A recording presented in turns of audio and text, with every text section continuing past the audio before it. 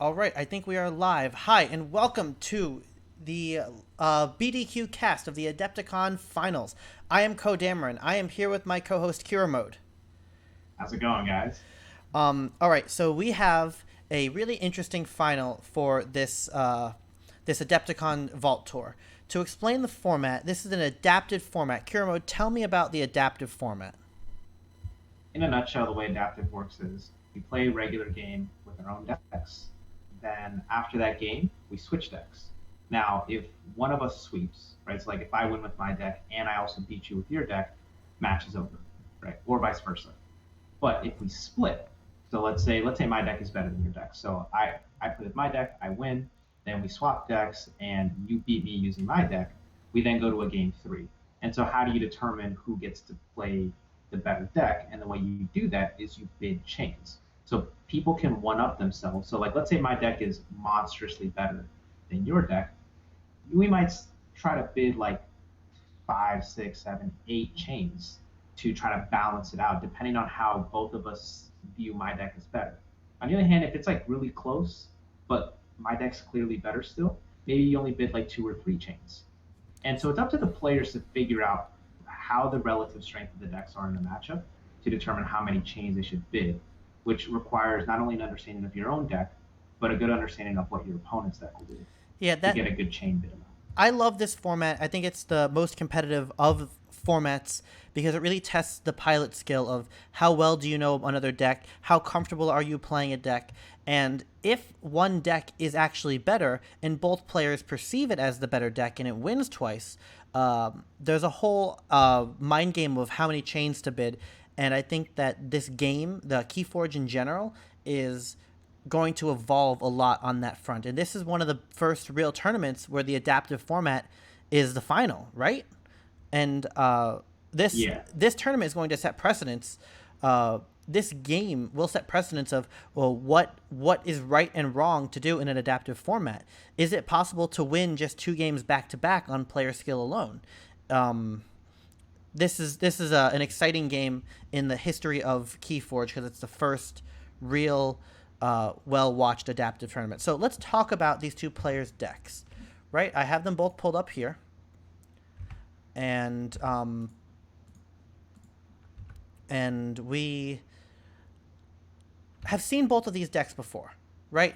And yeah. if you've been watching our casts for these games, you'll see in uh, the top eight and the top four games, I think you'll see George's deck, Gasoline, and Daniel's deck, Hunger Nail, uh, play in the other game. So we've seen both of these decks before, and the first thing that pops out to me about both of these decks, or that about Gasoline's deck, is it is the Library Access combo deck. But when we saw him in the Mhm. top eight, this didn't go off. He played in a mirror match of Library Access decks, but it didn't work. Yeah, and he was playing a mirror, the game that we saw. And so he doesn't have the full on key charge version of the infinite library access, but he does have an interesting version of it where you have both control the weak and you also have what's the name? Skippy. So you can sort of lock your opponent out by doing that, and you Mm-hmm. can just loop it over and over again because you can kill your own Skippy using your Twin Bolt. So Right. every single turn you can draw your whole deck, get a bunch of amber, control the weak into something that can't take your amber, or let them get a key, and then you know also Skippy to make sure they can't use their board either. It's just like mega insurance plays. But a lot of that play is the prerequisite of that is having the Nepenthe seed, using Mm-hmm. library access, using the seed again, and then actually successfully going off. Because just because you get to play library access twice, it doesn't mean that you win the game. You still have to play enough logos cards and draw well enough. Maybe have enough things on the board to filter your deck before you actually win the game. It's not just an auto win. But you will, if he Yeah. does get there, he pretty much does win because he has the phase shift. He can control the weak. He can play Skippy. There's a Restringantis in here. There are ways to really lock down the game once you have that combo, if you get that combo, right? Yeah. Now, something to point out about George's deck in particular, in the match that we saw him, and when we saw him in the mirror, one of the benefits of the infinite library access combo is that if you just draw your whole deck, you're probably going to win, right? Because you'll get every single card.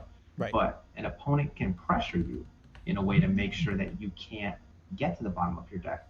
And so in the mirror match, he correctly recognized that he was not going to be able to do that against an opponent that's also on the combo. He was going to have to, if he draws a combo early, great, but if not, he's going to have to play an honest game to win. And his deck has an ability to play a more honest game. Not a great ability, but enough to get by.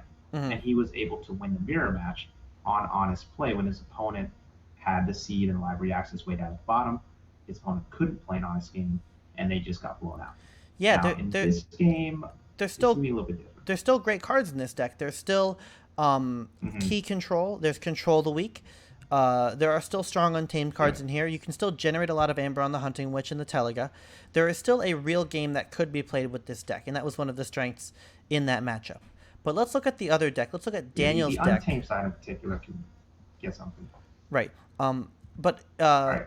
in this deck, MX Hongonel Delgado. All the links to these decks are in the description for anyone who is wanting to look at these on their own. But this is a really strong Brobnar list supported by a strong Shadows and Untamed list. This deck is trying to play the game, I want to say traditionally, but that's not quite the right word for it. It's trying to go fast. It's trying to play bulky guys. It has tools to get you off of your keys. It has the sting. It's got a lot of ways to make a bunch of amber, but it's not trying to play a combo in the same way that Gasoline is. It's a board-centric deck. Now, the first thing that I notice when I see this deck is there's no amber control, or not amber, artifact control. Right. So if you can't just hang on to a card that blows up seed and win. So in order for Daniel to win this game, because he knows he's on the clock, right? He's either going to have to race ahead of the combo, or he's going to have to interrupt the combo. And interrupting is not an option. So what he can do, though, is he can definitely slow down George's ability to get the combo. In particular, he has Lights Out and Two Nature's Call. Right. And one of the things that you hate having when you're trying to draw through your deck is random derp cards get sent back to your hand, right? Because that just impacts your draws so much when you get these chains. So if George has a turn where he plays, like, say, 2 Dust Imps or something, and then Daniel just shoves him back to his hand, he's probably not declaring disc that turn. So now it's like a double chain that hits him. And if it takes him like 2 or 3 turns to get back to disc, that is a lot of cards that he is not drawing. So he's not getting to that library access, not getting to that seed, and that buys Daniel time to potentially push ahead and win. I think that's actually a really good point, because assuming Daniel knows the matchup, or even when they flip in round 2, because they will obviously know the matchup because they're playing against their own deck, the cards take on a different value.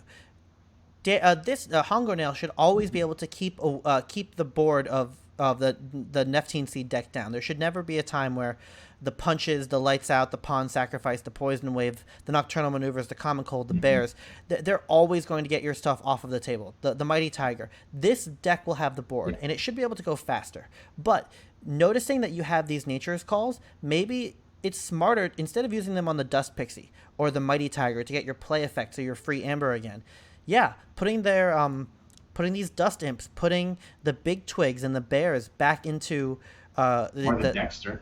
Or Dexter. Just anything. Anything that's not the combo, you want to shove back into their hand. Now there is a sort of fine line here, because, both Nature's Call and Lights Out have Amber, and you don't want to not gain your Amber, right? Like much in like his matchup where we saw, he also was in a mirror match. And in his mirror match, the difference was that his opponent had a better way of making a board than he did, which was his main win condition, and so he had to adjust and play faster. I think he's going to be in a similar spot here, where I don't think that just building a board is going to be able to ride him to victory. He's going to have to play fast. This really tests the play style of this game, especially when comparing it to the top 4 game that we commentated. The top 4 game required a certain set of play style, and so will this one. And I also want to see how the adaptive format plays out. So let's get to this game, right? I have it all queued up here, and this is Cascade's stream. They stream the whole thing, and we're ready to watch it. Oh, let's play the game. Who's gonna look at the opponent's? I think they already looked at their cards. Yeah, that's too bad. that part's already done. I know, but I like watching to see uh, at this point it's the finals. They know each other's decks. They know they've Mhm. heard what's going on. They see what's in the meta. Okay, so I think I see 7 cards in George's hand. I believe he's going first, right? Yeah, as far as mulligan decisions, I think George should just be hard mulliganing for combo, in particular the seed. Mm. Daniels, he has a little bit of a different mulligan. I think what you want if you're Daniel is you want creatures, because George isn't going to deal with your creatures very effectively. So if you can just spam out creatures, you might get like an accidental reap. So you don't want to do the thing where like and then you reap and play one card. That's probably not the thing you want to do. Right. You want to just spam out a bunch of creatures, and then every turn you're getting 3 amber plus hand, 3 amber plus hand, 3 amber plus hand, and then just blow someone out. George chooses to play a Logos card first, which I think is an interesting turn. He didn't choose to mulligan. I think that a lot of times in this deck you should hard mulligan for the Nepenthe Seed, especially since he knows Daniel has no artifact control. I think that the Quixo Yeah. is liable to be dead. Right? Oh, and here it goes. This is what we're talking about. Here is an easy way to Yeah. make him dead. The only way that I think that turn makes sense for George is if that was his only logos card, right? So if he has a situation where like he plays the one logos card, so that way he can play like 4 to a house his next Okay. turn, Okay. then that makes more He sense. had seed. That was okay. Oh, So we talk a little bit oh boy. about bringing a deck. Would you bring a consistent deck or a strong deck that can combo off? And our general rule of thumb is that consistent decks make the cut. So you get to the top 16. But in order to win Mhm. the game, you have to have a deck that is able to go crazy and able to win the game all at once. Look, so here comes the Nature's Call, Yeah. and he's going to to get his fairy. He's going to get 2 amber off the fairy. He's going to play Nature's Call to put the fairy back in hand. So another 2. That's 5 amber with the Nature's Call, 6 with the tiger. Reap with her. Get Nature's Call. All right, Probably so do it here's the big again. decision. Does he replay the Nature's Call? I think he Mm. should hold the Nature's Call here. He I just playing it think is that greedy. there's I okay. So the way I see it with this one is he already has a seed, so you need to slow down the seed as much as possible. There's no guarantee that your Witch of the Eye is going to live another turn. Um, what happened? Oh, okay. So he did play Nature's He Call. did do it again, and I don't love that. I think holding I mean, it it's a lot of is amber. a So is a like, bold move. It I would just look at it as if I hold the Nature's Call, it now means if you have creatures in your hand, you have to discard them instead of playing them if you want to get to this combo. right. And So that's a really powerful thing. And then also even if you and then if you don't kill the witch, I can get it back. But it looks like George isn't. ooh, Oh yeah, control okay, the control weak. the weak. So Yeah. control the weak is really making this turn work. If if George plays those 3 guys and Daniel's able to do his Nature's Call play again exactly the same way, it is over in Daniel's favor. He puts those 3 back in George's hand, and he has to play them again. And there's no tool currently on the board to kill this Witch of the Eye. If So Daniel was able to this is play why I would probably hold it. mm, So I think the reason you hold it is that um, George's next turn he's probably killing the witch. Poison Wave, Um, okay, because Daniel's he playing does his have deck one aggressively. dude this big enough. Um, I I mean don't. that's great. Like that's how you need to play. You need to try to just go as fast as you can. Yeah, I think this is correct by Also, Daniel, like especially being in shadows. killing his dirt, it doesn't. You have to kill the Like it's like shackles. basically The guard. the Nepenthe Seed hitting this early basically puts you in check, Hold on. right? So, do you play the poison wave there for Amber? It makes the Mm-hmm. guardian demon kill your Witch of the Eye. I guess it kills it anyway. Yeah, he kills it Huh. anyway. There's no way around it. Um, and again, that's why I would want to have the Nature's Call just because of how important that is to Yeah. making sure to shove cards back in his hand. But I mean, it's fine. He played it for 3 amber, right? So like when he played the Nature's Call, it's basically just a Virtuous Force, which I'm not gonna criticize too much. Like anytime you can get 3 amber off of a card, it's justifiable. Hmm. I would just be paranoid of the combo the moment I see this. And I want Honestly, to make that as difficult as possible. right now George's play for um, Control the Weak is the strongest play of the game, right? Mhm. Besides just the power move of early seed, playing Control Yeah. the Weak really put this game in George's favor. I think Daniel had all the tools on board. If I was Daniel, I would be happy to just reap Untamed and never play another house. Every turn. If Yeah, just if every he turn. can't Just deal with like- Witch of the Eye, then it's just over in your favor. Look, here's Mhm. Punch, able to deal with his board. This is what we were talking about. Daniel's going to have the tools to deal with George's board, but I don't know. I don't know if it's enough. How many other cards can he play though? So like, even though it's nice to kill the guard demon, you do still need to pump out guys. I would hope that he can get like 2 more dudes out here. Or, He didn't like, kill the he Guardian has Demon. more. He killed the Schuler, which is much less efficient. Oh, nope. Here goes the Guardian Demon. Ganger Chieftain fights into your guy. Okay. Like, Yeah, that's fine.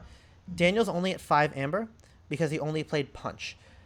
That's annoying. Daniel really wants to be at... He actually needs to be at 7 because Ritual of Balance exists.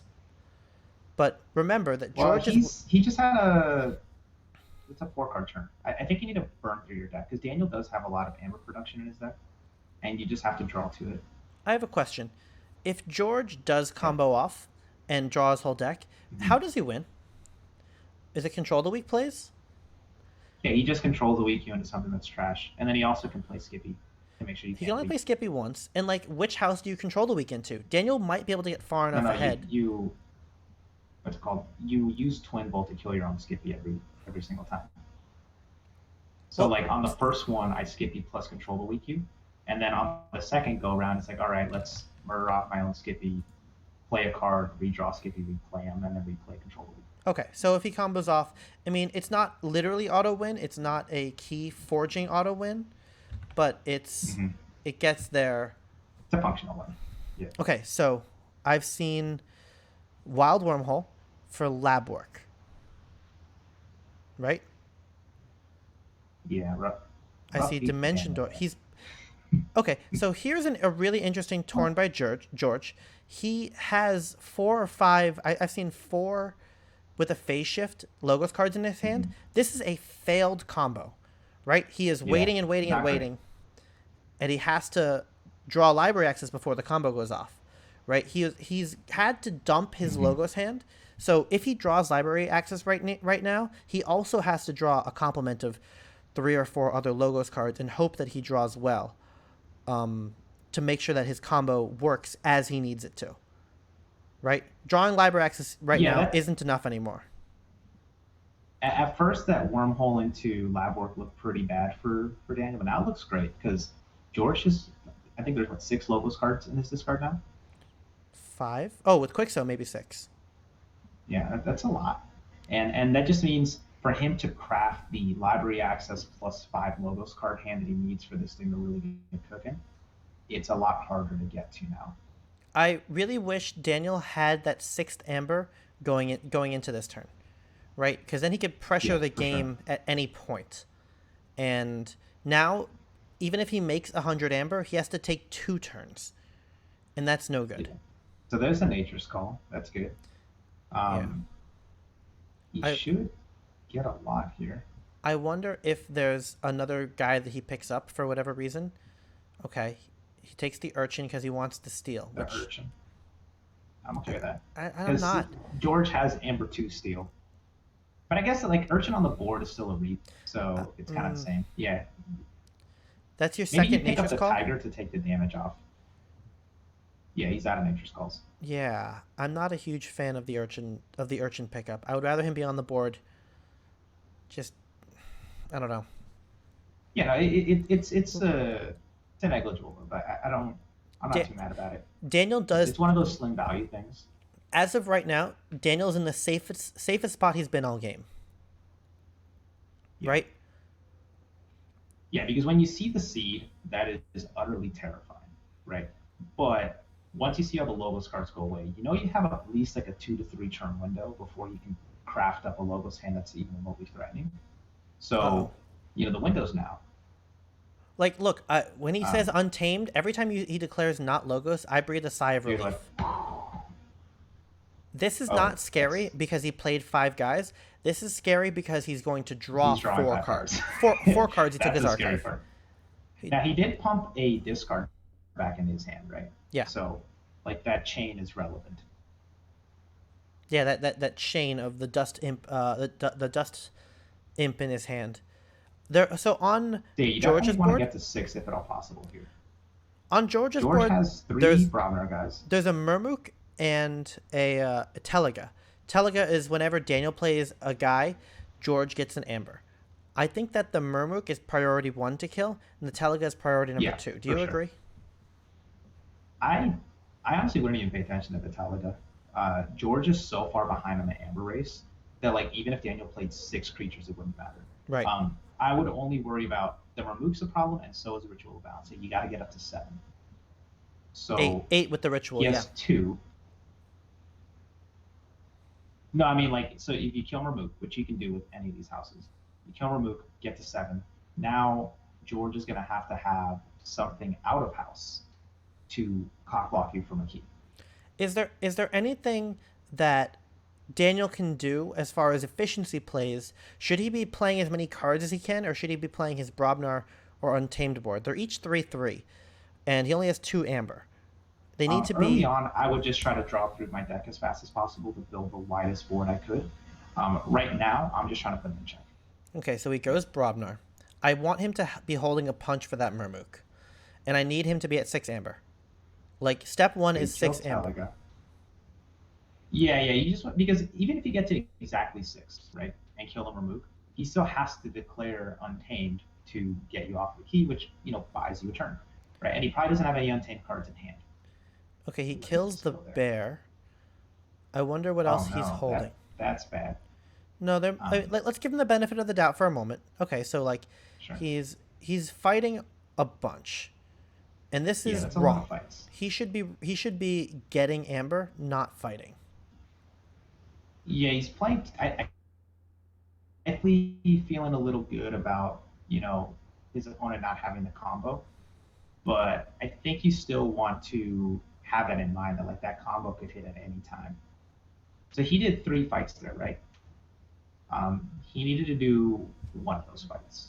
Like he only needed to kill a group. I don't think anything else matters. Kill Murmuk, and then he's at if he reaps 4, and plays unguarded camp, he's at 6. I thought he only had 3 bodies. He did, but he has unguarded camp, which is an amber.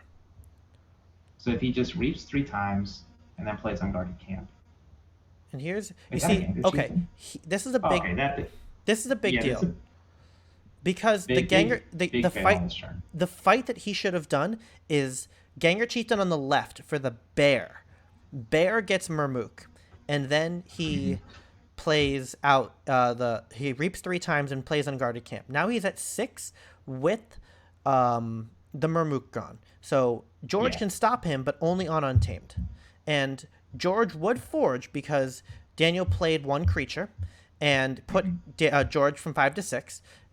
Daniel's grenade stimp doesn't pop in this world, and suddenly Daniel forces George to play Untamed, which in a very uncomfortable way after playing Untamed.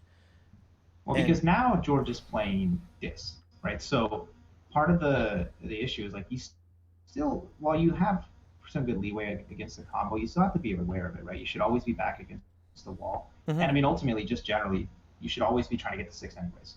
Like I don't know, he had the Ganger Chieftain in hand. He did have the ability to get to 6 plus kill Marmook. That's the move because now he also just got control of the weak.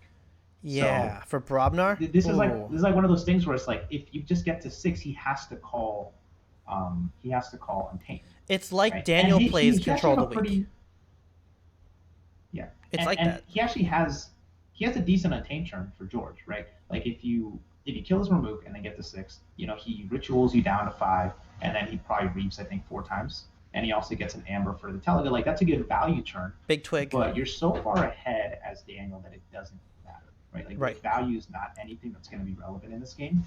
It only matters just to get to the finish line, and like that's a missed opportunity, right? Like he had a chance to get to 6, and now he also has to play the house of his opponent's choosing, which I doubt is going to be one that's going to let him get to 6. Notice how So George we'll see if had those 2 turns George didn't outline have any difference. amber control in his dis hand. Oh, Yeah, so he couldn't be able to play it. okay, we're good. We're good. We're good. Okay. Yeah. So Daniel could be at 5 amber right now and have his choice of house. Mhm. But he's playing Brothers in Battle, which lets him fight a bunch. But like you kill the Dust Imp, Yeah. it's Yeah. I think you ready and fight with 3 guys. So he gets to ready the 2 guys and then reap with them or something. Are we going to George? George is forging right now. They're talking about something with the Yeah. bear. George forging isn't. It's real, It's but not a huge the deal. first key doesn't matter, right? Because Daniel Yeah. already has Like 2. 2 and 4 amber. That's what hurts. Like he's made no progress in like the last 2 turns, and it's mostly self-inflicted. No, it was self inflicted and then exacerbated by the 2 control the weeks that George played over the course of this game so far. No, what I'm saying is like there's a window here where he's at 6 and he really pushes George's hand. Um, because like yeah, if he didn't have anything in this that could block it, and or I mean what he could have done is like he could have forced George to burn the seed to grab the Schuler and then play that same disc turn, which is a strong disc turn, but if that seed's gone, now you get this big value play, but you're so far behind on value and you've lost the combo that it's like a wrap. That's a really good point, Daniel. That if you put him in an uncomfortable situation, if George is in an uncomfortable situation where he has to pop the seed to not lose, he'll do it because it's a not losing play, but he doesn't want to. And now George is getting to the And we've bottom of seen his George deck. do that. Like, He like like we've seen George in a previous game abandon the combo if needed. Right now, in the last time we saw him do that, he did that opportunistically. Right, he saw that he was ahead and he doesn't need the combo and he'd rather just go for value. But in that scenario, Daniel could have put him in a situation where he would do it as a means of survival. Because I don't think that George's turn, like if George declares untamed, I don't think he just says, "Here, I'm going to take away 1 amber and then reap a bunch of times." He might have to burn the seed to try to get more value on the board via his disc and then just try to catch up on value. All right, so Daniel's going to I think But 6 or 7 amber right now. 7, yeah, that is a massive turn. 8, That's a great turn. 9 with Magda. Yeah. Okay, so he is spamming all of the amber via his shadows board. That urchin that he pulled back to hand was part of that. Mm-hmm. Again, we don't know how relevant that is. I mean, he could have just reaped with the urchin. It still gets him to the same level as far as getting up in cards. I do like that he played Is that hand. wait, is that the same urchin that he nature's Forgot to called mention like that. 3 turns ago? Mm-hmm. Look at all those Yeah. chains that urchin represented. If he was on the board, it would have been just okay. Daniel is about to win, There it is. but we see the library access, and George hasn't played Logos in like 3-4 turns, right? He's pulling out He's these white cards, and these are going to track how many of each effect he's played to abide by the rule of 6. Did he get there with the combo? I, Like he already has 6 logos in his discard. So even let's say he has 5 logos cards in hand, right? I guarantee that on the redraws he's going to get all the logos cards. Like because also Daniel has been doing a good job of keeping George's board clean. So his discard has a whole bunch of untamed and discards. So he may very well not be able to finish off the combo. And if he can't finish off the combo, that's really what he needs. Like if this combo doesn't get finished, it's over. Because I don't think George has any. he just drew key 4 disruption. non-Logos cards. And I mean, George just last turn played an untamed turn of 2 cards, which means that he's holding 4 non-untamed cards, and after this turn, they're probably all Logos. George probably has 5 or 6 Logos cards in his hand, right? Which represents 10 cards. But it's not guaranteed. Here comes the shuffle. And here there are all those dead Logos cards. Yeah, I mean this shuffle's pretty critical because he still needs to keep Daniel off of a key. Right. Remember, his combo doesn't instantly generate. So what? I don't know if he could tab back. Like what can he play via phase shift that can keep him off of a key? The phase shift was in the discard, so he has to redraw it. There's the Dexter on the board. Otherwise, that's it. He has to find the phase shift, or he has to win. Okay, so we found the other library access. That's the kicker because Well, you can play phase shift. no, he found the second library he access. redrew it. Oh, that's gross. Well, this is what we were talking about. You have to be able to high roll, right? You have to be able to get the big plays. But without that Now third he's library drawing 3 access, per turn. yeah, without that third one, I don't know if he would have had it. I don't think he had the juice to get through his entire deck with what he because he had to burn so much juice just to get to the bottom of the deck. Like he had maybe like two Logos cards in hand Hmm. when he reshuffled his deck, so he didn't have that many opportunities to redraw through it, and he got the library access. I mean, like if Oh, that's a if you look sloppy at the lab screen, work. Daniel, look at Daniel. He was like leaning forward, and like now he's cocked all the way back. He knows it's a wrap at this point. Because I think That Daniel feels super recognized that bad. it was close. Like he saw the discard pile. It wasn't insane, but Like he tapped back real quick. I do need to see how George can lock him out here, okay, I'm pausing the because video. he still needs to take away three amber.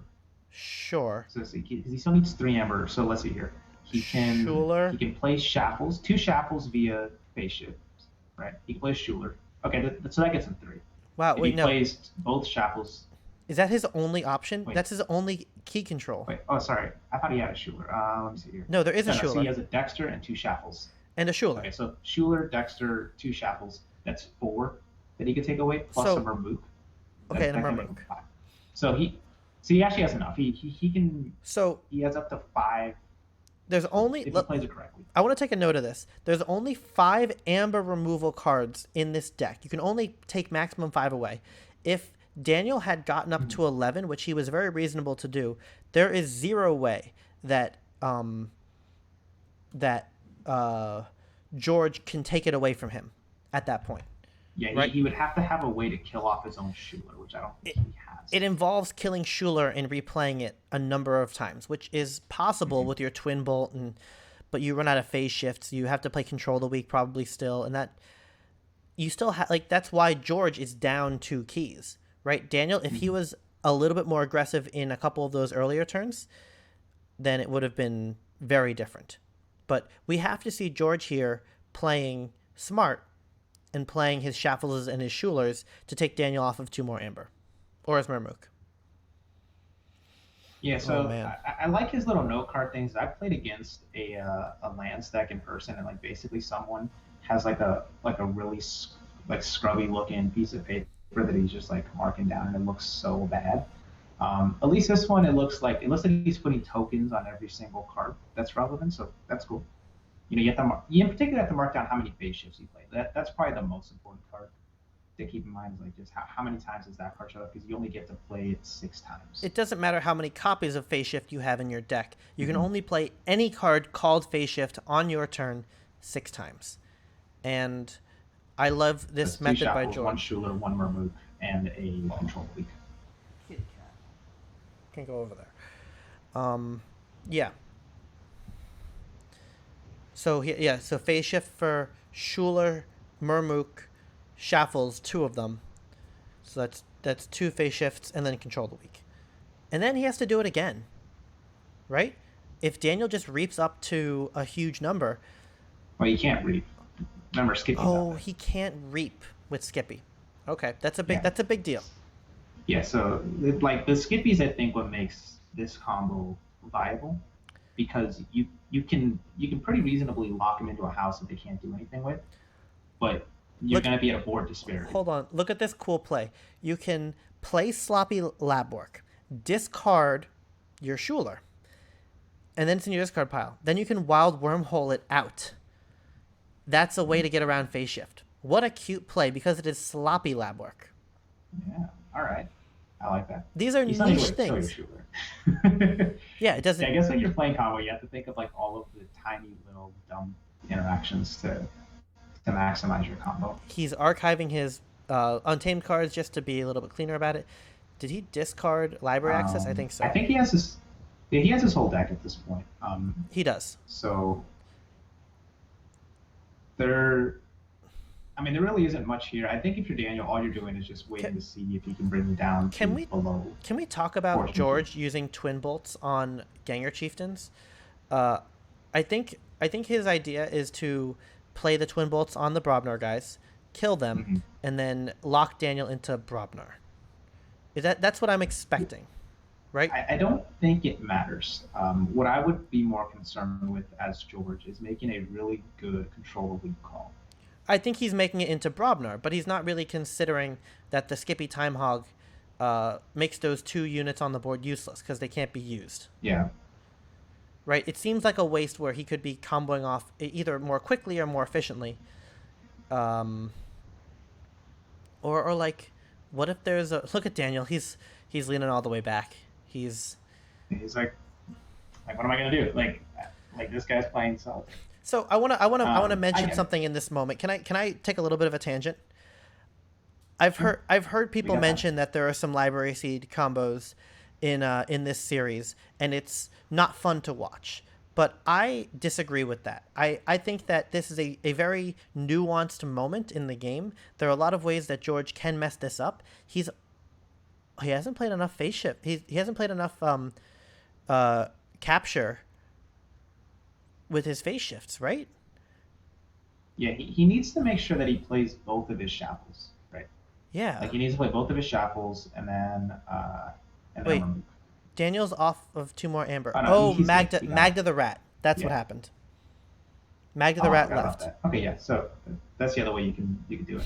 Okay, that's fine then. But okay, and here's the phase shift for the other shuffles. And at this point, George, with some good calls and some, like, let's pretend Daniel had any card in his deck. He could loot the body's Coward's End and have Hmm. enough amber to take George off of the win, right? Yeah. Like that could happen. I don't think that's in his deck, but yeah, it's not in here. But that's the thing that I could see happening in a world. Hmm. Okay, so Daniel concedes. Game 1 to George. But that was a really close game, and I think that there were real choices made in that game that affected the outcome. This was not a one-sided game by any means. Your thoughts? Yeah, there was a window to win there, and I think Daniel played really, really aggressively and correctly aggressively all the way through. It was the turn where George played all of the logos cards. Like Daniel just, I think he just breathed too much of a sigh of relief, and then he just started fighting with all his Brognar dudes Mm-hmm. when he was reaping.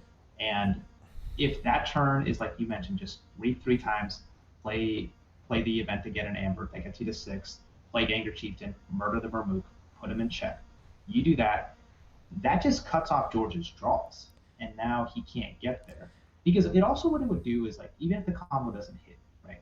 Let's say the combo is not really on the table, it would encourage George to go for the big value play using Untamed, right? Because he'd have Right. a big 4 creature Untamed turn, plus also he'd have the Ritual of Balance. That just feels so good that like what if George goes, oh, I get a steal 1 plus read 4, I like that move, and it's like okay, great, but I'm only 1 amber away from winning, you know. So if you do that move, I just reap again, And and now you got remember, to find another way to get me off of the key. there's no play in the gasoline combo deck ever that gets Daniel off of more than 5 amber. I guess Magda the rat excluded.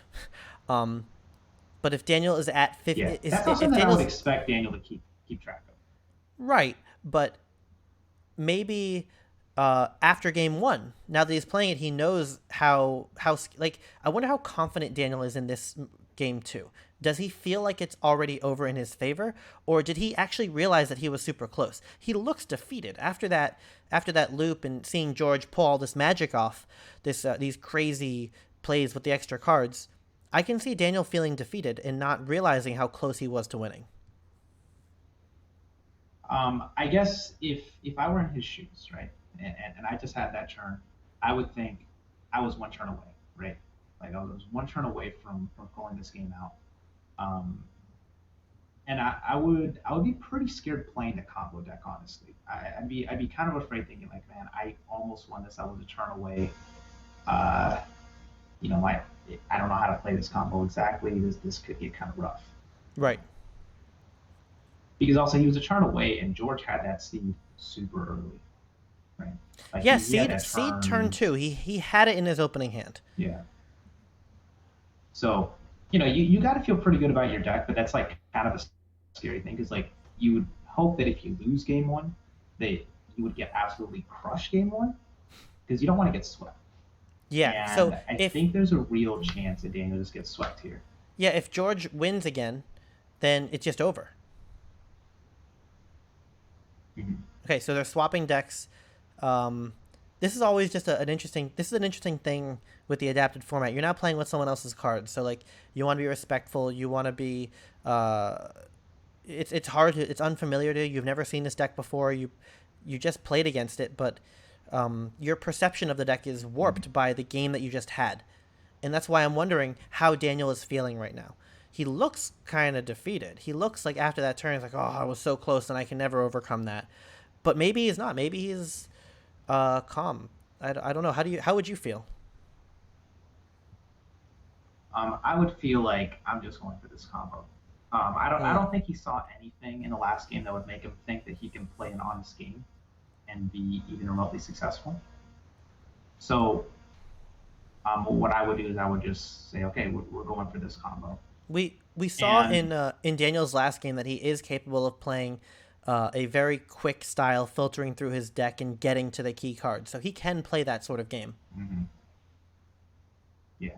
Meanwhile, George, he should be much more intimate with the combo. He should know how dangerous it is for Nature's Calls and Lights Out if they hit creatures. So, what I'll be interested to see is, does Daniel have the stones to discard creatures? Mm. Right? And not play Um, them. because it's sort of like a double-edged sword, right? On the one hand, you want to play creatures because you want to encourage your opponent to attack you, right? Because then that might lead to mistakes like the one Daniel made, where it was They're, like, oh, they're he not reaping. attacked instead of reap, right? On the other hand, though, you don't want to play creatures because you don't want your opponent to bounce into your hand. And so that's kind of like a nice little tug of war that you have to decide, like, how likely is a Nature's Call to hit here versus how likely is my opponent to fight enemy versus reap. Okay, But so I'm pretty sure George will be good about reaping.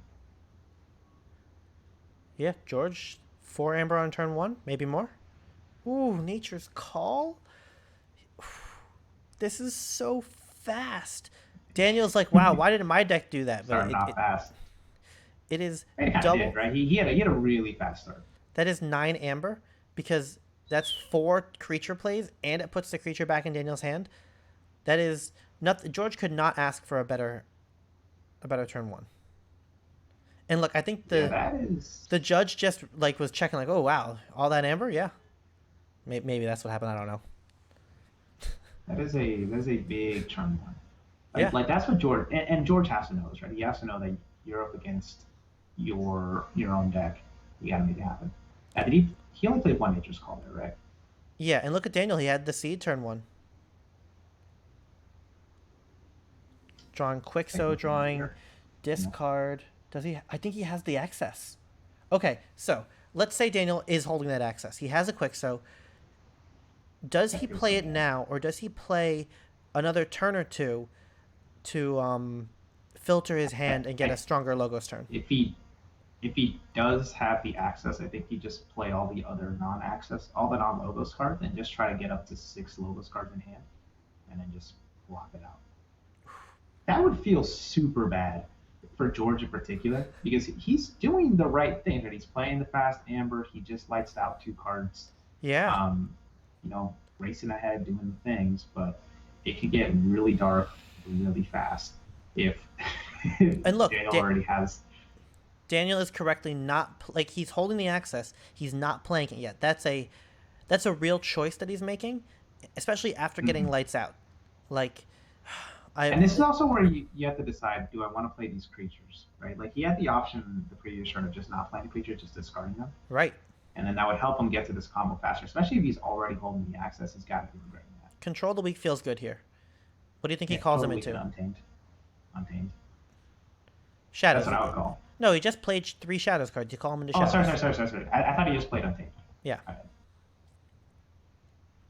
yeah. No, it's Shadows because he just played 3 Shadows cards. Seems fine. All right, gets to 5. Does he get Yeah, to 6? No, George not getting to 6. That's a real brutal. statistic.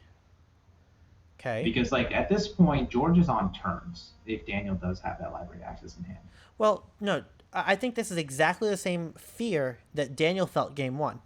They're playing Mm-hmm. the exact same game but mirrored. George had the strong turn one with the Amber, but Daniel had the turn one seed. And look, he's still insisting on playing his Untamed cards out. which is correct, which is absolutely correct.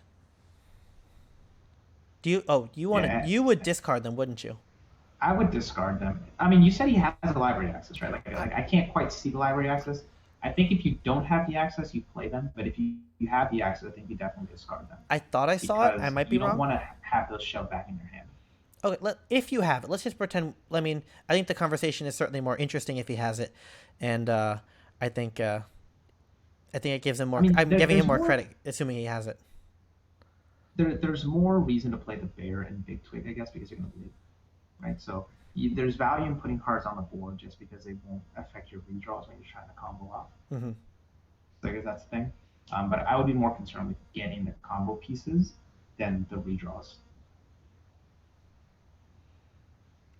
Kills the Guardian Demon, filling up the discard as much as he can. I mean, it's a play. Mm-hmm. He's at 7 amber Yeah. now. Ready and fight. Get the bear. Yep, yep, I yep. get Teliga. There's no Teliga. That's a mushroom man. Oh, my bad. Sorry. Yeah. No, getting Teliga is the right play, but I it's not. realize. No, they're Okay. big. They're big bodies. What's up? He just stunned. He stunned the guy. So okay, I mean that's fine. Like George is doing what he needs to do. You just gotta race ahead as fast as possible. George is putting Um, himself to 6. He is racing Daniel ahead. just so Daniel's he's pacing. I'm wondering if he has the combo pieces and he's just wondering if he can go off now or if he needs to hold off a turn. He's been holding it. Ah, I'm fairly certain. he's going. Okay, No, what I'm wondering is like, does he have 4 or 5 cards? You know, I think he's like, hey, can I use them cards? like let's Well, let me get the note cards.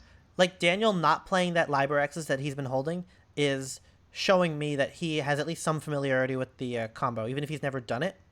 He knows at least how it works. So here goes the seed.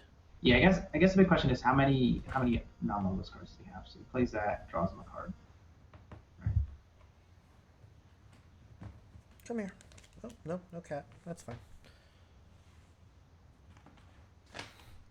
Okay, he's going slowly now.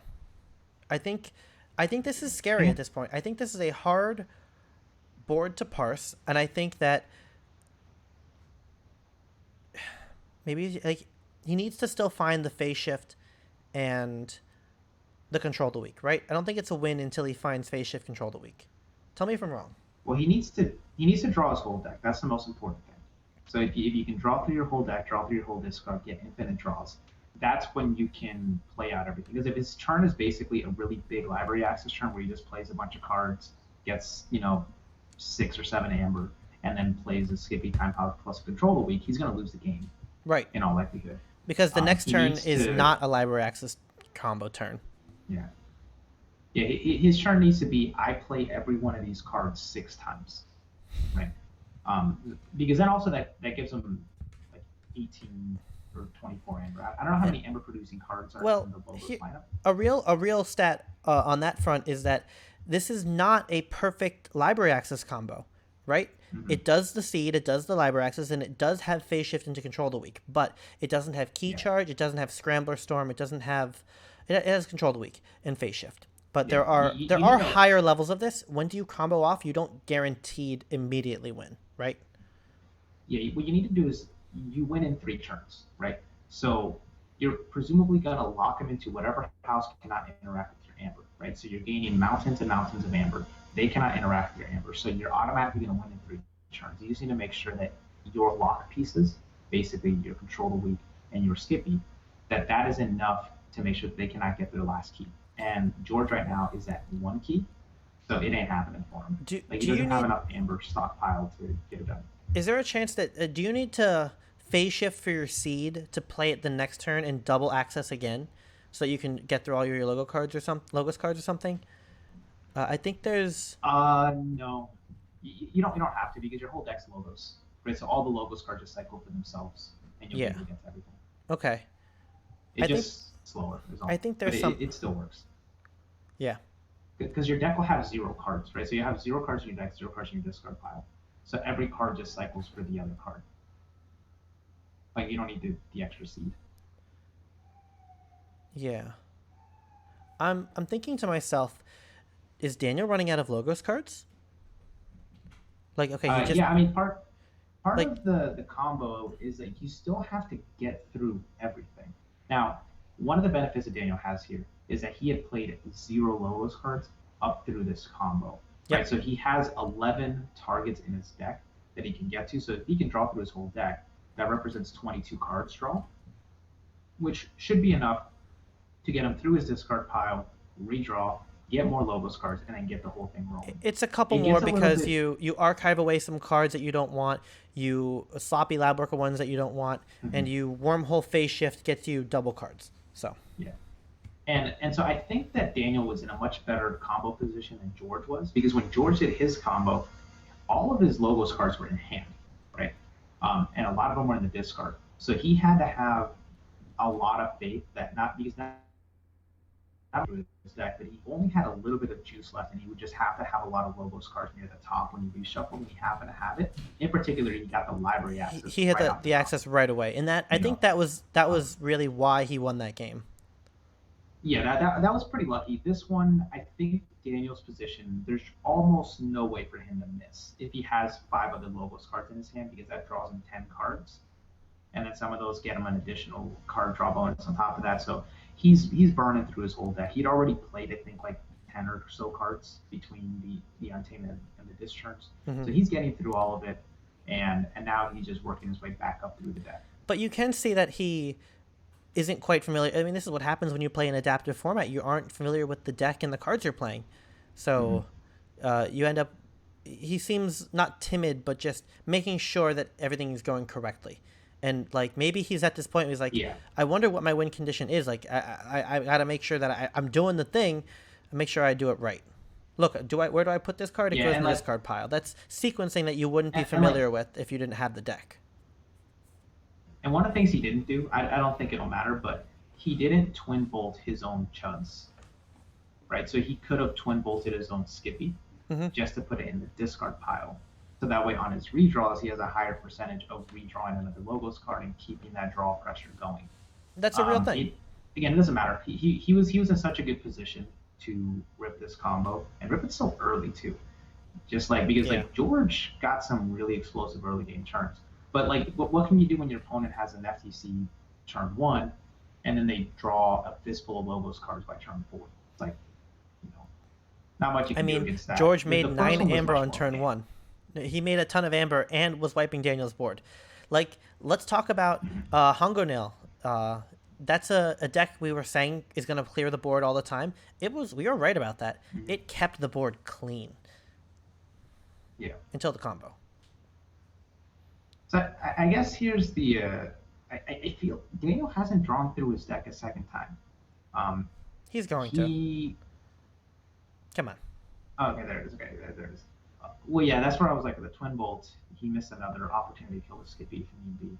But okay, so I think at this point we could probably just start looking ahead towards turn three because like Daniel has so much amber and Okay. there's no way George to catch up. So how much change would you bid on this? Because so the combo deck won twice, but I feel like the So this first game is especially showed that this is a very winnable matchup. I've jumped to the end. You can see that George has not forged his third key, uh, but Daniel has forged his third key Mm-hmm. and has a ton of amber. And that's just over. So that's how this ended. Yeah, just like mountains and mountains of amber. Yeah. And I don't know. So now they bid, and I don't know what the bidding process is going to look like. Um, How much do you bid? I don't know. I think Like I'm this is a I this is a think tough one. I think I'm not afraid of chains in general. Just me as a player. I think I Mm-hmm. would bid like a scary amount of chains that I want my opponent to outbid me on for the good deck. So I would bid like 6 or 7 chains, so my opponent has to start with 8, right? And Yeah. that's my strategy. And I haven't played many adaptive games. I don't really know how much that is, and I don't know the deck very well. So bidding is harder for Daniel because he doesn't know how strong the deck needs to be, how well it works under chains in general. I guess yeah. I think six is like the perfect bid. just because if you can force your opponent to bid 7, it means that their very first hand they're down 2 cards, and you just want to make sure that they can't mulligan into the seed, Well, right? I think that's why I would bid 7 because on the initial draw you actually shed a chain. If you mulligan, you don't, but you and I don't care about my first hand, especially if I'm going first, right? So No, I would bid I 7. do think no, mine would be only because of the first hand. Oh, I okay. would just want I don't want to have my opponent to have leeway to just mulligan and grab the seed. Do you put any um That's my fear. do you put any stock into right, because if you mulligan and you're at 7, then you have to you go first. Your starting hand is 5, your You're mulligan is down 2. 4. Ugh. And Yeah. that just means you're not going to draw your seed nearly that often. And you're not probably also not going to draw it before the library access. Your hands are going to be clunky and it might wreck up the combo. So, do you put any stock into bidding like 0 to 5 chains? Would you bid 3 chains in any world? Would you do a bidding war at 1, 2, 3, 4 chains? I don't. Um, I mean, I'm trying to. Well, so like the thing is, I don't know who gets to bid here. Who bids first, whether George or Daniel bids first.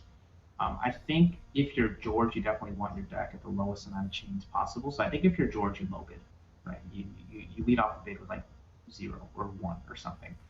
I think if you're Daniel, you want this to ratchet up because like he didn't seem totally confident playing the deck. Mm-hmm. So I would, let's say you start debating at let's say 3, right? George is probably raising a 4, right? And like Yeah. like that would be it. Like I would bid, I would if I don't want to play the combo deck, I would bid whatever amount I felt really sure that my opponent would raise me. Okay. Now, personally, I'm not listening to the audio right now, and it looks like are they okay, about to start? Or are they? Oh, okay. Here's the bid. Okay, here's the bidding process. I want to see who okay, okay, let's starts. see. Um, I think the best case scenario, the most even game, is each of them keeps their own deck. George keeps Gasoline, which is the combo deck, but has 5 or 6 chains, maybe 8 chains. And look, they're bidding on Mhm. that one. Yeah, you have to bid on the winning deck. I don't think you're allowed to bid on the losing deck.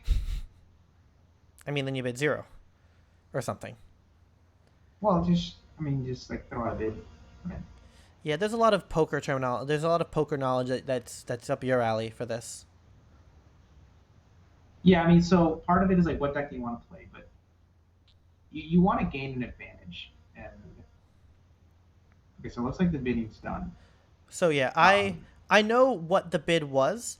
I know that there were 0 chains awarded for these decks, and I know that people are giving Daniel a hard time there was for. 0. Who led the bid on 0? I don't know who did, but I know the result from I haven't watched these games, and but I know that the result was a bit of 0 chains. And I think that is having watched the That's just first two wrong. games, I think it's wrong, but I think it's reasonable. I think that is an uncomfortableness with the format. And with the bidding chains in general, maybe Daniel just really doesn't like chains. Maybe he wants to play his own deck, and he isn't sure that if he bids any change, George will give it to him. And given the I would first always just game, bid chains. given the first game, I think Daniel thinks it's possible with his deck. The first game was not a blowout. Game two was a blowout, but really came down to luck. I think Daniel's deck has a Yeah. legitimate chance at going faster than George's.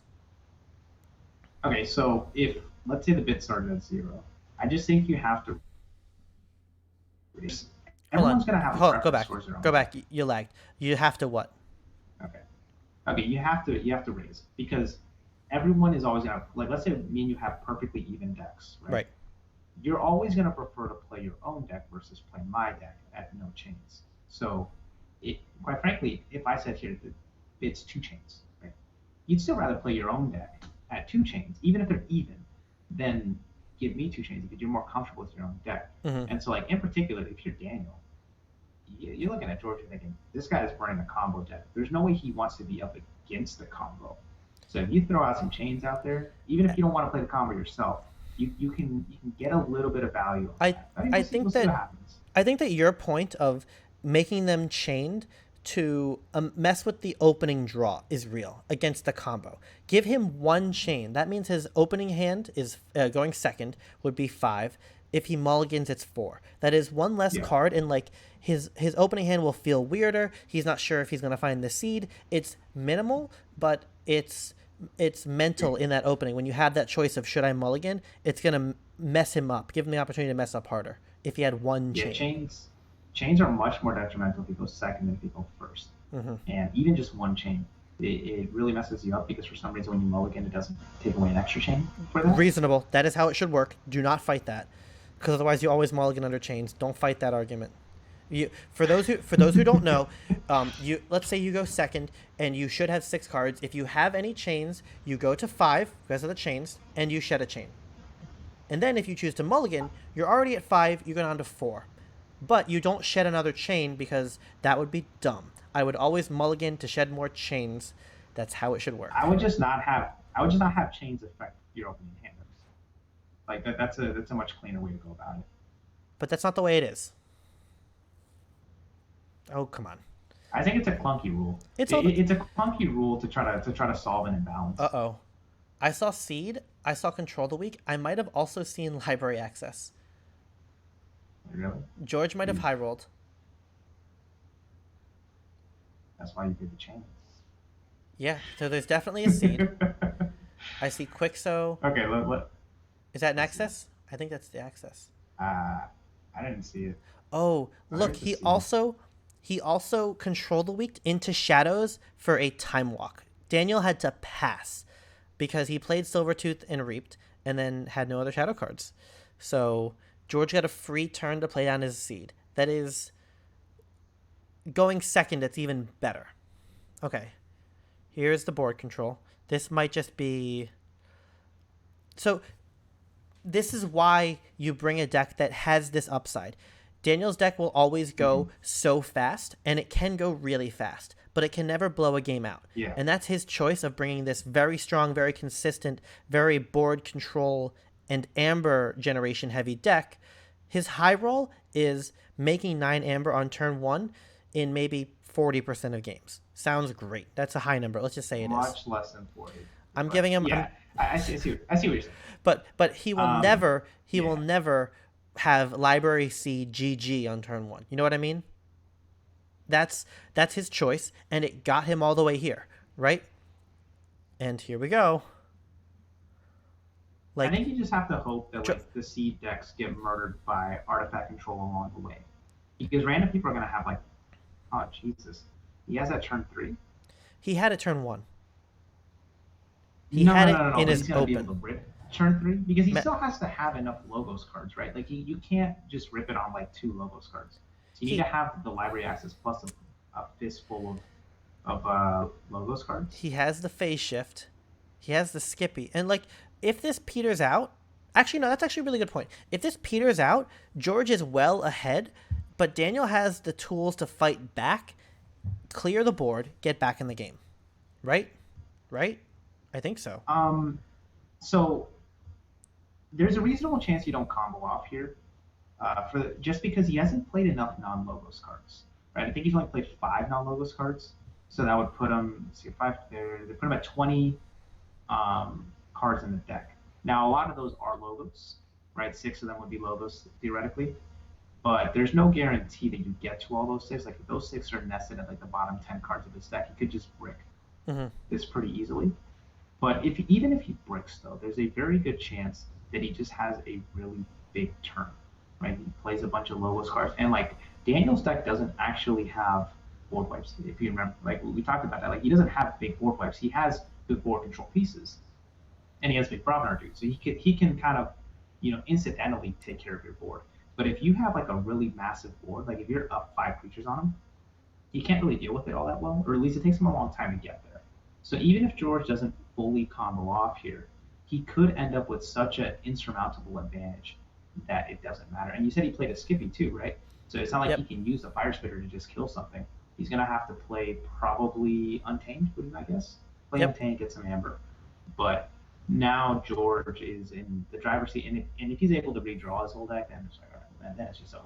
For sure. George brought a deck that might do this, like maybe this deck does this 1 in 15, 20 games. I don't know. I don't know how often you start with this and you roll this well, but if you do that and you play 10 games over the course of a weekend, you might do it once. And you might do it in the third final game and just blow it out. And Daniel's not happy about it. And Yeah, bad way to go. And you know what? This might have been Logos might have been the sixth card in George's hand, right? That he drew on that one chain. If he draws, or maybe the seed was. If the seed is the sixth card you draw, George doesn't draw it. He mulligans because you don't want to draw library access first, and that is a choice that Daniel made in the bid to not give George any chains. Yeah, no change just feels so wrong. But I don't know. I wasn't there. I don't know what sort of banter was going on, but Yeah. that does feel like a pretty big mistake. But this is a pretty gross high roll too, though. Oh no, I'm acknowledging the high roll. I'm acknowledging that this doesn't roll any higher, right? Mm-hmm. This is as good as it can go. And do you want to? I mean, this probably let's see if he can finish it. Oh, he got through the deck. Okay. Yeah, no, the deck is through, and there's no way that Daniel comes back from it for a number of reasons. There's control of the week reasons. There's Skippy Time Hog reasons. Yeah, here's the control of the week for shadows again or something, and I don't know. Daniel put his hoodie up. This does feel bad, but this is why you bring these decks to the tournaments, because they can win. They can do this. So I think the big mistake in this game or this match was not really this last game. I think this last game, with the way George is high rolling, and even with chains, sometimes people are just going to high roll you, right? One of the benefits of chains would be that he would not be able to do this immediately. Like, even if he drew the same cards, right? Even if he drew like the library access plus the seed plus the control of the week turn one, if he has say 4 chains, it's going to take him 4 turns to be able to even have 6 cards in his hand to craft up the big turn. Right. But on the other hand, I think the real mistake was just game one. Like, that was a very winnable game. There were a couple decisions that we looked at where we're like, I might have missed an amber here, right? You might have missed an amber there. You could have put your foot a little bit more on the gas pedal, and you didn't. And you were afraid of the board when you shouldn't have been. And they're very slim, right? It's not like he made glaring mistakes, right? They're not like eye-popping. But when you're up against a seed, like you see your opponent has played the seed, right? That access can hit at any time. You need to act as if every turn might be your last turn. And like he took his foot off the gas pedal, and that cost him that first game. And now here's the deal, right? If he wins that first game, maybe he doesn't win the second game, right? Maybe if he wins the first game, and then they bid chains the other way. Yeah, he doesn't know how to play the library access all the way right. He messes up the combo, and then George wins, and maybe the same thing still happens. But you have to figure with the way that Daniel drew that second game as well. Like he drew the library access, and like he didn't seem like he wanted to play the access, but he just had 6 logos cards, and he's like, all right, well, let's see if this thing works, and it worked, right? And also the way Daniel played, like if I mean, it was a lucky thing too. Yeah. Well, also the way they played the access was different. So George, the way he plays his infinite combo, he just plays enough to be able to lock you out. Whereas when Daniel played the combo, he actually got every single piece of amber he could because he didn't realize that you don't need to get all the amber, you just need to get enough amber because it doesn't matter. Right. The control effect. I'm going to get 52 amber, you know? The control effects are actually more valuable than the twin bolts and the board control at that point. Yeah. Okay. So I think George kind of combos off for the next couple minutes now and wins the game. Mm-hmm. Right? I'm good to call it there. Maybe we can leave it running, but I'm cool not seeing it. I don't. Whenever I play against something like this, I basically just wait to see if they have all the combo pieces, and if I see that they have it, then I just concede. In a tournament setting, I will watch them, and then I'll pretty much be touch move. So if someone does something illegal, then you call them out on it, and maybe that messes up their combo. But for the most part, it's like I want to do a recap, and I want to pause this and just kind of look at the deck list for a second. I want to just kind of, All well, right. first of all, I want to congratulate George. He played a great tournament. They all played a great tournament, and Yeah. all the we've done a lot of commentary for this tournament, and everyone really did play well. Everyone who made the top cut is a great player and had a real chance to win, had a strong deck. And I know that there's been a Mhm. lot of controversy about, oh, what a disappointing final three games because they just were all seed combos. What I wanted to acknowledge was that all three of these games were very different, right? The Mhm. pilot, they played the deck differently. The way that the combo went off, the timing that the combo went off, the strategies that we discussed about how you can prevent the combo. I think the moment that we realized, wait a second, what if Daniel can force George to pop the seed early? That's a way to get the seed off the board, and that's a way that he wins the game just by Yeah. forcing him into it. There were a lot of nuances to this match. This is the first time I've seen it. I know this is the first time you've seen it. I know Yeah. I kind of heard about how it went. I heard that there were three seed combos, but I knew that there was more to the story. And I think that we have really dug into the story of these three games and how they were a lot closer than the results uh, might suggest. Yeah. Something I like to do with my games is I try to think about windows of winning, and it's like if I lose a game, I try to think what could I have done differently to give myself a chance to win? And now sometimes you have insurmountable odds, right? I think game two in particular, that was insurmountable, right? There was nothing that George could have done to prevent that because ultimately his opponent just plopped the seed turn one and then had, I think, the full access turn four, And right? but But there in the other two there games, is like, but on but game the other two two games, there were ways to prevent it. there are ways in game two that there are ways to for Daniel to have dropped the combo. It might not have gone off as well as it did, and if Daniel got unlucky, but George was making all the steps that he really could to make sure it doesn't happen. Yeah, what I'm saying more is so game one, I really feel like Daniel dropped the ball on that one. And then game three, you could bid chains, right? Like the Oh yeah. option in adaptive in particular is you can say like, you can prevent the high rolls by just saying you're not going to be able to roll, right? Like you're going to have all of these chains, and maybe he still loses, but it buys him enough time. I mean, like those were preventable situations that didn't go his way. And now, meanwhile, on Georgia's side, I didn't really see very many mistakes on his end. I think he played all of his games very well. Mm-hmm. I think, in particular, game two, he played that perfectly. He just ran up against a brick wall. Like, there's nothing you can do. I don't know how the bidding process worked. Like, if he was able to Jedi mind trick him into bidding zero. But I also would be curious to know how much would his deck, right? Because Go back. You the lagged. How reason much? he brought this deck, Go back to how much wood. yeah, Sorry, you lagged. I'm curious to know how much George would bid, because, like, real talk, the reason George brought this deck to the tournament, it's not because it has Restoring Guntis, it's not because the Bears in the Big Twig, it's because he's had a number of games where this happened, right? It's like turn 4 or 5, he's just ripping the combo, and Mm-hmm. he had to figure, you know what? If I go into the top cut, if I can do this a couple times, I just win, right? So knowing that, how much would he be willing to bid? And my guess is he would be willing to bid a much higher number than Daniel would be willing to bid, because George has seen it, right? Mm-hmm. Like he has seen what the deck is capable of and how frequent it happens. And I really think if Daniel were to bid six there, I think George would say, you know what, I'm going down in flames with the deck, because so much about tournament play in any card Yeah, game there's is just you got to go with the deck you're willing to go down in flames with, yeah, and that's a the real stat. bidding kind of messes with that a little bit. No, But that's the like opportunity cost. that's How much pride do you have in your deck and your own play skill to actually say no? I'll bid six chains for not my deck. I'm going to beat you with your yeah. sword and add a handicap. You that takes some real guts to do, and maybe that like I can't wait for the adaptive format to evolve, the player base to evolve, and understand where and when to bid those high numbers and to see these really great comeback stories of one of these decks going down because they took on too many chains.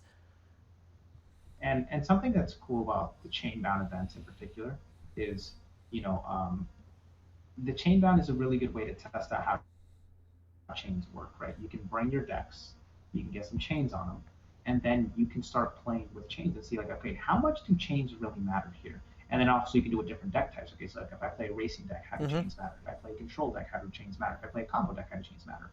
And as you see that, then when you enter in these situations, you can see, oh, okay, chains in this matchup are going to be crucial, whereas chains in this other matchup not as much of a big deal. Yeah, it takes a while to build up chains in those chain bound tournaments, but when you enter, I did this. When you enter a tournament with 9 chains and you have to play 3 or 4 rounds with those 9 chains, you really, they feel heavy. They feel like I have to. You work through the 9 chains, you win a really hard fought game, and it's a lot closer than it should have been. But that's because you had those chains, and then you have to go. Wait a second, I've got to do that again, 3 times. It really matters, and that's the Yeah. experience that as we play more chain bound events locally, we'll get that experience. We'll be more comfortable with chains. We'll know. We'll all have different opinions on how many chains we can play with. Because I know that the more I play with them, the more comfortable I am with them, and the more I know which of my decks, how to play those decks under chains. But yeah, I think Yeah. that was a really good series.